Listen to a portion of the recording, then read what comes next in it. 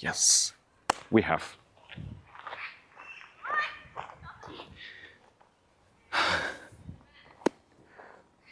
Farosat.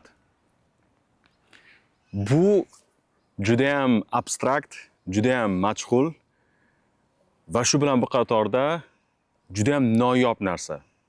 Agar kimdandir siz farosat nima deb so'rasangiz, sirazu javob olmaysiz. Hech kim uni sizga bitta so'z bilan tushuntirib bera olmaydi.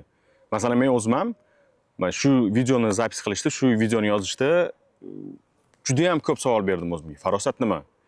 Farosat qanaqa? Nima bilan yeyiladi? U nimani bildiradi? Lug'aviy atamasi nima? Yo etimologiyasi nima? Menimcha bu muhim emas.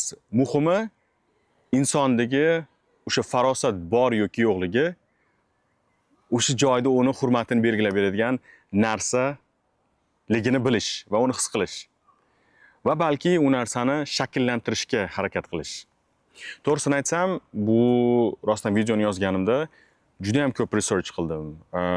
Farosatni o'zbek tilida yoki bo'lmasam boshqa tillarda qanaqadir taqqoslab ko'rish maqsadim bo'ldi, lekin masalan na rus tilida, na ingliz tilida, na boshqa tillarda uni lug'aviy ekvivalentini topa olmadim.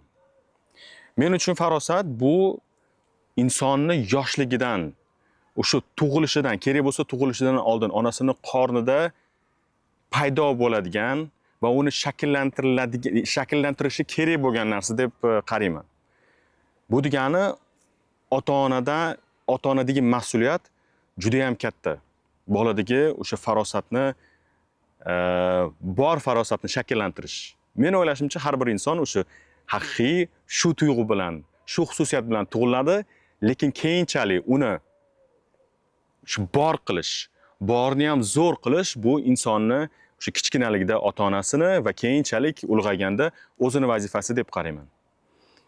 Bu tarbiya bilan keladigan narsa. Farosat shunaqa og'ir bir juda ham mavzuki tilim aylanmayapti. Chunki farosatni belgilaydigan baho shkalasini o'zi yo'q. Insonlarda masalan farosatingiz bormi deganda o'zi bu juda ham katta insult hisoblanadi. Juda ham katta haqoratomuz ritorik savol. Farosating bormi deganning o'zi bu xuddiki jinnimisan, boshing joyidami degan, undan ham kerak bo'lsa qiyin bir gap bo'lishi mumkin, qiyin so'z bo'lishi mumkin. Chunki farosat ko'rinmaydigan narsa, lekin u yo'qligi sirrazu bilinadi. Sirrazu ko'zga tashlanadi. Inson bilan gaplashdingizmi, sizga 2 yoki 5 daqiqani o'zi kifoya. U insonda o'sha emotional intelligence degan narsa, balki ingliz tilidagi ekvivalenti shu bo'lishi mumkin, yaqinroq bo'lgan narsa. Chunki qayerda nima deyish, qayerda kerak bo'lsa sukut saqlash, qayerda qanaqa o'zini tutish, bu hammasi birlashgan bir kompleks sifatida qanaqadir protokol, etika, estetika hammasi birga keladigan narsa. Bu men uchun hammasi farosat. Chunki protokolni ham qaysir qonun-qoidalar insonni o'sha mantig'idan kelib chiqib tuziladigan narsa. Oddiy insonni o'sha hayotidan to davlatlararo bo'lgan munosabatlarda ham bu narsa ko'rinadi. Masalan, protokol degan narsa bor.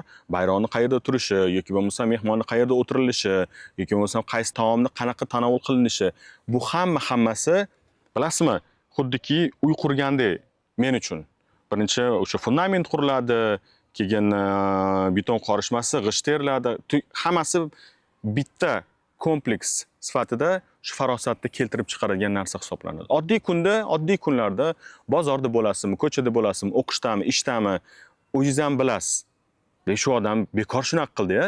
Masalan, kimdir farosatsizligidan kimdir ko'nglini ortib qo'yish bu hech gap emas. Oddiy bitta so'zi bilan uni u inson bilib qilishi mumkin yoki bilmasdan qilishi mumkin, lekin o'sha joyda o'zida insonni qayerda qanaqa tarbiya topganligi yoki topmaganligini o'sha yerdan bilsangiz bo'ladi. Ota-onada shuning uchun ham mas'uliyat juda ham katta. Har bir ota-ona shu narsani bilish kerakki, farzand tug'ildimi, uni nafaqat yemog'ini, ichmog'ini ta'minlab berishi, balki uni kelajagiga ham mas'ul ekanligini his qilib yashash kerak. Aynan o'sha farosatni yaratilishi va uni shakllantirishda ularning o'rni juda ham beqiyos. Nimanidir masalan, buni qilma, uni qilma faqat taqiqlardan iborat emas, uni nima uchun qilmasligini kattalardek tushuntirilishi bu juda ham katta yutuq hisoblanadi deb o'ylayman. Mana masalan men o'zim mana yevropaliklar bilan Yevropada yashaganim uchun, yevropaliklar bilan ishlaganim uchun taqqoslash analiz qilgan paytimda juda ham ko'p narsalarni o'rganish mumkinligini ko'rganman. Masalan, aytganimda o'sha bolalari bilan kattalardek gaplashdi. Ingliz tilida mana eye to eye dedi. Masalan, bizga har doim bolalarga nima deydi, iyerarxiyani ko'rsatib qo'yamiz. Men kattaman, sen kichkinasan, meni eshitishing kerak. Men tepadan senga gapiryapman. Ularda kerak bo'lsa o'sha tizzasiga o'tirib, ular bilan juda ham sabr bilan o'sha narsani tushuntirib bera olishi va keyinchalik ulardagi aytganimizdek emotional intelligence ni rivojlantirishda bulardan zo'r namunasi bo'ladi. Menga juda ham yoqadi. Mana biz o'zbekchilikda ko'p narsaga e'tiborsizlik afsuski bor. Masalan, bolaning tarbiyasida faqat va qilma, bor, yo'q, unaqa, bunaqa yoki bo'lmasa hozir bizni zamonimizda afsuski o'sha bolani jim o'tirish uchun ota-onani o'zi ham ozgina xotirjam bo'lish uchun ham telefon degan baloni berganmiz. Telefonda masalan bola nimani ko'rsa o'sha joydan tarbiyalanadi, o'sha joydan odob topadi agar bo'lsa va shu joydan uni kompleks farosati yaraladi. Afsuski, u video ko'rayotgan o'sha YouTube'dami, qaysi platformada bo'lsa ham har doim ham biz xohlagan odobni, tarbiyani bera olmaydi. Agar uni masalan bolani kompyuter yoki telefon tarbiyalashini xohlasangiz, bemalol. Ertaga lekin siz kutgan odamni, siz kutgan produktni bermaydi. Uni farosatli yoki farosatsizligini o'sha telefon yoki bo'lmasam planshet yoki kompyuterlar hal qilib beradi. Aytmoqchi bo'lganim, bu men uchun at the same time juda ham oson va juda ham qiyin narsa. Osonligi bolaga faqatgina o'sha e'tibor berib, u bilan o'sha quality time o'tkazib, bemalol shakllantirsa bo'ladi. Bu degani masalan siz 24 soat vaqtingiz emas, balki qaysidir qismini haqiqatda sifatli va juda ham bir ma'nili o'tkazsangiz, ana siz haqiqatda o'sha bolangizga, farzandingizga farosatiga, odobiga, tarbiyasiga investitsiya qilgan bo'lasiz. Agar siz o'sha ikkinchi yo'l hozirgina aytib o'tganimiz. Lekin bilasizmi? Men farosatli odamlarni juda ham hurmat qilaman. Farosatli inson bilan gaplashgingiz keladi. U insondan namuna olgingiz keladi. U insonga havas qilasizki, shunchalik havas qilasizki, iloyim shu bolalarim ham shu odamga o'xshasin degingiz keladi. Deysiz ham shu narsani. Ko'proq keyin e'tibor bersangiz, o'sha odamlarni, biz aytgan o'sha farosatli insonlarni ota-onasi bilan bo'lgan munosabati ham juda ham go'zal, bir juda ham boshqacha. Ulardagi bu bir-biriga bo'lgan hurmati, bir-biriga bo'lgan e'tibori, mehr-oqibati boshqacha yo'sinda bo'ladi. Aytmoqchi bo'lganim, bu dunyodagi o'zi haqiqiy nima desa bo'ladi? Insonni yashashidan asosiy maqsad ham inson bo'lib kelib, inson bo'lib ketish. Bu yerda farosatda o'rni juda ham katta. Insonni haqiqatda mana dinda ham bitta narsa bor. O'sha farishtalardagi ongshur va hayvondagi hirs bor. Hayvonda masalan ongshur bo'lmasligi mumkin, faqat hirs bor. Lekin farishtalarda nafs yoki hirs yo'q, faqat ongshur bor. Inson esa ikkalasini o'rtasidagi. Qaysi birini tanlash o'ziga bog'liq. Yoshligida bu ota-onasi bergan vaqt, e'tiborga qarab belgilanadi. Shuning uchun ham men xohlardim, har bir mana kim ko'rayotgan bo'lsa, asosan ota-onalarga meni maslahatim, o'zim ham yosh oilani boshlig'i sifatida farosatli qilish va o'zimiz farosatda bir namuna bo'lish, o'zimiz ustimizda ishlashimizda nima deydi, qaysi ma'noda har doim masalan o'tirib olib kitob o'qing emas, balki insonlarni kuzatishdan ham ko'rsa bo'ladi. Haligi o'zbeklarda zo'r maqol bor. Odobni odobsizdan o'rgan. O'sha inson nimadir qilyaptimi, uni siz judge qilishingiz shart emas. Unga siz haqqingiz ham yo'q judge qilishga. Shu narsani o'zingiz uchun tushunib olasiz. Demak, bunaqa mumkin emas. Chunki buni oqibati yaxshi emas. Logical chain bo'lish kerak. Har bir o'zimizni kuzatuvimizda, har bir qarashlarimizda. Masalan, menda o'rtoqlarim orasida anaqa ekolog degan laqabim bor, chunki ular delik qanaqadir saqich chaynaydimi yoki bo'lmasam men afsuski chekadiganlari bo'lsa chekib, o'sha bichogini yoki bo'lmasam kichkina etiketkasini tashlasa ham ular bilan urushib qolaman. Chunki men aytaman, shunaqa kichkina narsadan katta narsalarga olib boradi. Buni oqibati Keyin kerak bo'lsa mana shu svalkalarga boradi. Bilaman, bu utilировать qilish, bu ko'pirtirish, bu mubolag'a san'atiga to'g'ri kelishi mumkin. Lekin haqiqatda hayotda ham shunaqa. Agar siz qanaqadir zo'r, nima deydi, bir misolga yoki bo'lmasa namunali inson bo'lmoqchi bo'lsangiz, kichkina narsalarga e'tibor bersangiz, kichkina narsani ustida ishlasangiz, ertaga sizga katta bu natijalar olib kelishi turgan gap va aniq. Shuning uchun ham masalan ertaga bekorga masalan insonlarning orasida qo'yilgan jamoatchilik yoki umumbashar qo'yilgan qonun-qoidalar yo'q. Nima uchun?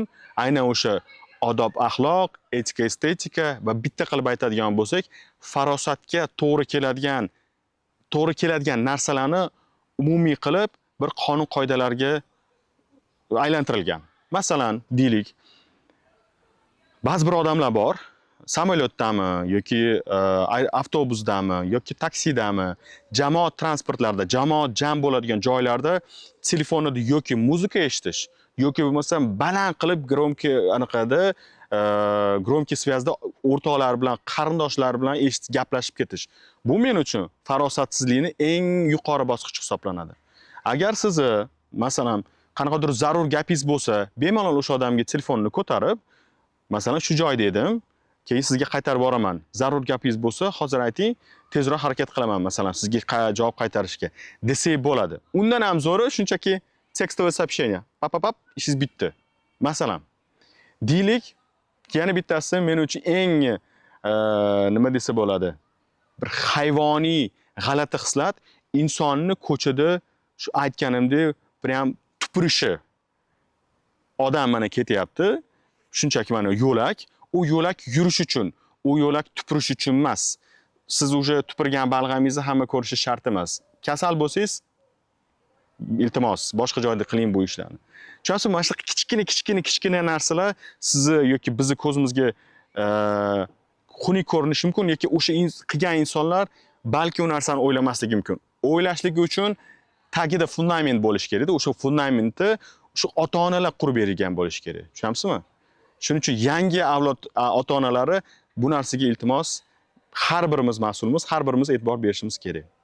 Menimcha farosat men uchun shunaqa kichkina narsalardan boshlanadi.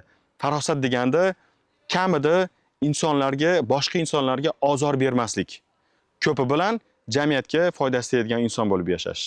O'zbekistonda ayniqsa kuzda yoki bahorda piknik sezon boshlangandan keyin bilasizlarmi, juda ham ko'p videolar tarqab ketadi. Adirlarda odamlar shunchaki moldek, cho'chqalardek o'sha yegan narsalarni, pamperslarni, salfetkalarni hammasini tashlab ketgan bo'ladi. Mashina o'zi ham farosatni eng tubanli darajasida birinchi o'rinda tursa kerak. Mana shu farosatsizlik, mana shu odobsizlik hisoblanadi. Har doim bu ikkalasi birga keladigan narsa. Farosatsizlik va odobsizlik. Bilasizmi? Bunaqa misollar tiqilib yotibdi. Bu endi aytganimdek javob berishi qiyin bo'lgan narsa. Mana shu farosatmi yoki bu odobsizlikmi? Bu etikami yo protokolmi? Aytganimdek har doim birga keladigan narsa. Bir-biriga uzviy bog'liq bo'lgan narsa. Deylik, masalan, menda shunaqa narsa bor. Odam bilan ko'rishgan paytim bitta deb bilaman. Men sizga qanaqa qilib qo'l berishi, siz bilan o'sha qo'l berib salomlashgan payti sizda eye contact ushlab turibdimi yoki bo'lmasam, yaxshimi? Bu hurmatsizlik o'sha narsadan, emotional intelligence, o'sha farosatdan, odobga bog'lanadigan narsa.